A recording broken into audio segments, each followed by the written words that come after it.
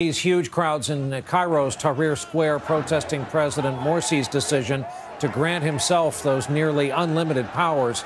As some marched to the presidential palace, riot police fired tear gas, but then the police were reportedly ordered to withdraw to avoid further confrontation.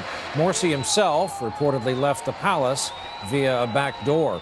International pressure is growing more intense tonight on Syria amid growing concern that the Assad regime may be preparing to use chemical weapons against its own people as the violence in Syria spills over its borders.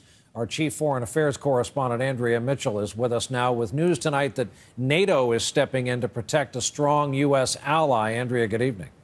Good evening, Brian. Indeed, the fighting around Damascus escalated today to the point where an Egypt Air commercial jet had to turn back. The UN withdrew its personnel.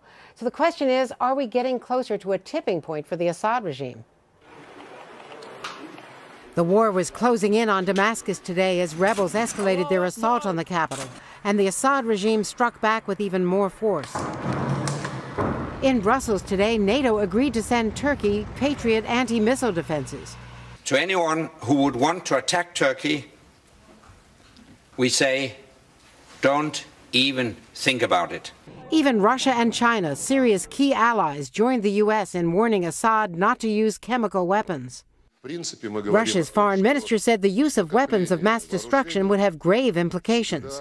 Syria has large stockpiles of chemical weapons, mustard gas, a blister agent, and nerve gases, including sarin and VX.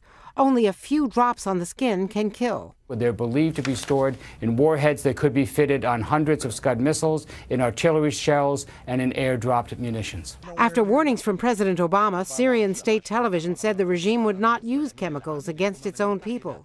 Any use of chemical weapons would force the U.S. and others to take military action. The United States and/or NATO would have to intercede either from the air to destroy these things, or through special forces operations, or worse, more troops on the ground. But no one knows how far Assad would go to save himself. After 21 months of civil war, 40,000 dead, the rebels are gaining ground and crucial support.